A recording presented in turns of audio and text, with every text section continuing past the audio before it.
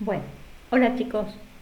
Lo que pretendo hacer acá es explicarles el trabajo práctico número 3 que algunas personitas lo entregaron, algunas, dos. Este, por si no lo entienden, el punto 2 y el punto 3 son teóricos, ¿sí? Y están en el cuadernillo, en el PDF o en el documento de Word que les he mandado yo. ¿A qué se llaman identificadores? ¿Cómo se nombran los identificadores? Y de ejemplo de nombres de identificadores válidos e identificadores no válidos. Eso está en la teoría, en la primera hojita de teoría de la actividad 3, del marco teórico para hacer la actividad 3. ¿Qué es lo que tienen que saber que es un identificador, o llamado comúnmente identificador de datos? Es un lugar físico, es una estructura donde yo guardo valores, ya sean numéricos, de texto o alfanumérico. En este caso de los ejemplos particulares que estamos haciendo, guardamos valores numéricos. ¿Y por qué identificadores de datos?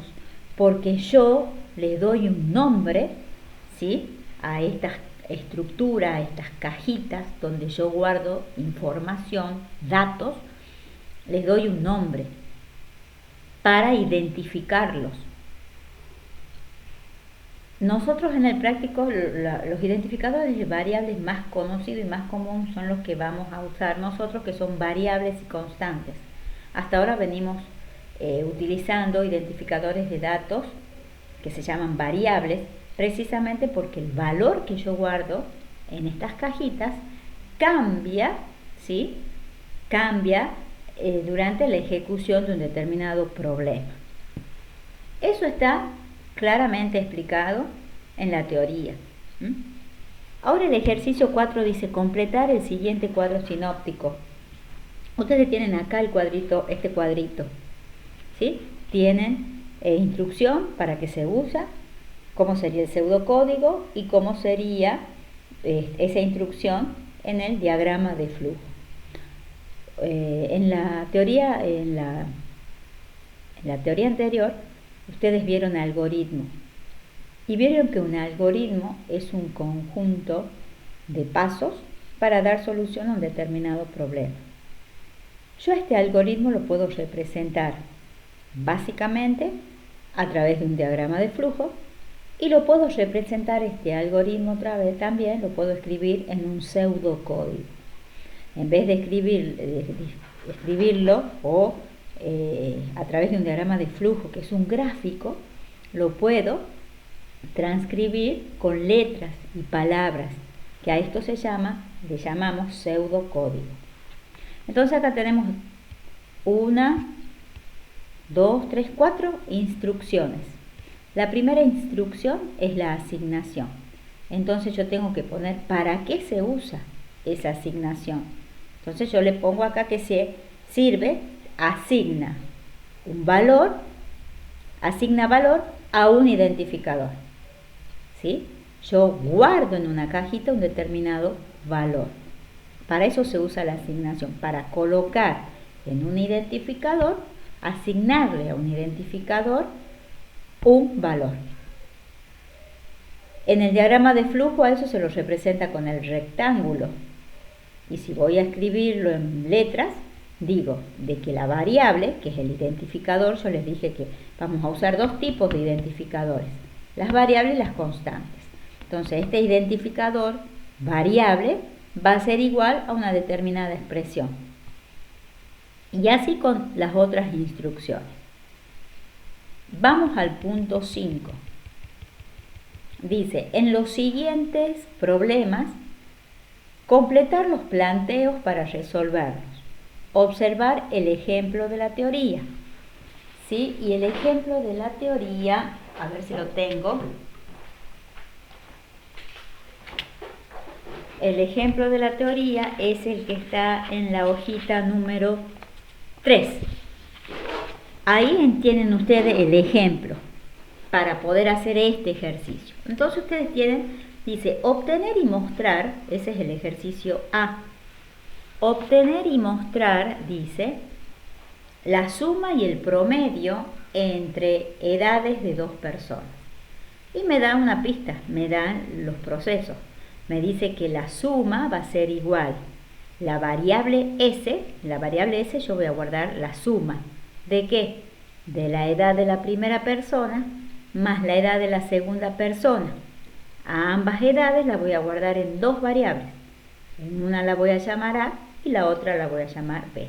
Entonces S, que es la suma, va a ser igual a A más B. Y me indica también que el promedio, que lo voy a guardar en la variable P, es igual a la suma que hice anteriormente dividido en 2. Esos son los procesos. Y me queda ya el planteo listo. En todo planteo yo tengo datos. Esos datos son sometidos a un proceso y a partir de ese proceso yo obtengo resultados. ¿Cuáles son los dos datos de entrada que yo conozco? La edad de las dos personas. A una de las edades la tengo guardada en la variable A y a la otra edad de la otra persona la tengo guardada en la variable B. ¿Cuáles serían los procesos? Estas dos operaciones que están acá, que la suma va a ser igual a A más B, o sea, la edad 1 más la edad 2, podríamos decir. Y que el promedio va a ser igual a la suma dividido en 2. ¿Qué me va a dar por resultado eso? La suma de las dos edades que la tengo guardada, ¿dónde? En la variable S. Y a partir de ahí también me arroja el promedio de esas dos edades. Yo acá con rojo le puse lo que ustedes tenían que completar. De la misma manera lo tienen que hacer al ejercicio B. Tienen que hacer el planteo, o sea, poner cuáles son los datos de entradas. Esos datos de entrada, a qué procesos, ¿sí?, o fórmulas son sometidos en este caso, y qué arroja de resultado. Ya el enunciado a mí me está diciendo que me pide. Dice obtener y mostrar. Eso es lo que me pide de resultado. La suma y el promedio. Por eso yo aquí en resultado pongo S de suma y P de promedio. Entre edades de dos personas. Dos edades de dos personas que yo conozco esas edades. Entonces esas dos edades que voy a guardar en A y en B son los datos de entrada y que son los que yo conozco y que son sometidos a estos dos procesos. De la misma manera lo hacen al ejercicio 5B. El punto 6 dice, considerando los planteos anteriores, o sea, los dos ejercicios anteriores, los del punto 5, ¿sí?, tengo que escribir esos ejercicios en un pseudocódigo. Habíamos dicho que yo al algoritmo, a la resolución de un determinado problema, lo puedo escribir, representar, ya sea a través de un diagrama de flujo, que es gráfico, o a través de un pseudocódigo, que es escrito. ¿Por qué pseudocódigo? Porque es previo a la codificación que ya la hago en un lenguaje de programación. Todo algoritmo tiene un principio y un fin. Entonces acá pongo inicio y fin. Vamos a esta primera parte que dice datos. Esos son los datos que yo conozco. Entonces pongo leer A, que es un dato que conozco, y leer B. En un renglón pongo leer A, que es la edad número 1, y en el otro renglón pongo leer B, que es la segunda edad que conozco. Luego vienen los procesos, o sea que S va a ser igual a A más B, y luego viene el otro proceso que me dice que P va a ser igual a S dividido en 2. Y por último vienen los resultados, que son los datos de salida.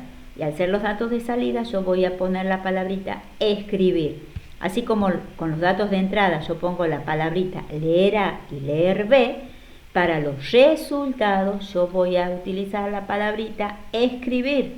Entonces voy a poner escribir S y escribir P, que son los resultados finales que a mí me pide. Y por último, fin del algoritmo. Vamos al punto 7. El punto 7 se agrega algo más que sería ya el diagrama de flujo. Entonces dice, realizar los planteos Los planteos es lo que hicimos en el punto 5. El pseudocódigo, que es lo que hicimos en el punto 6. Y diagramas de flujo. Y acá ya le agrega, aparte de planteo y pseudocódigo, le agrega diagrama de flujo. Y me da, a ver, A, B y C. Vamos a ver la A. La B y la C la van a hacer ustedes solitos. Dice, el algoritmo dice calcular la cantidad de ladrillos necesarios para hacer una pared rectangular. Y me da las operaciones. Me dice que la superficie va a ser igual a la altura por la base y que la cantidad de ladrillos que necesito va a ser igual a la superficie por 80. Eso ya me da como válido y así es. Entonces tengo el planteo. En el planteo que iban los datos de entrada, el proceso y los resultados. ¿Cuáles son los datos que yo conozco? Conozco el alto y la base de la pared rectangular. Entonces tengo como datos de entrada alt y base. Alt de altura y base de base. ¿Cuáles son los procesos? Estas dos fórmulas que me dieron acá, que las conozco proceso. Y por último, ¿qué es el resultado que obtengo? La cantidad de ladrillos a utilizar. A partir de eso, yo ya hago el diagrama de flujo y el pseudocódigo. ¿Sí? Para hacer el diagrama de flujo, ustedes saben de que yo uso una simbología. Tengo un símbolo para cuando es dato de entrada, tengo un símbolo para cuando es proceso o asignación, tengo otro símbolo o dibujito o icono, como le quieran llamar, cuando es salida de datos. Tengo otro símbolo que utilizo cuando es el principio y el fin del algoritmo. Entonces, conociendo qué gráfico va en cada parte, pongo acá el símbolo y va a inicio, luego viene el símbolo de entrada de datos, que ahí yo voy a poner las dos variables que conozco, que es la altura, alt, y base de base. Luego vienen la asignación o proceso, que son los rectángulos. Entonces pongo el rectángulo con la primera fórmula, el segundo rectángulo con la segunda fórmula que me permite calcular la cantidad de ladrillos.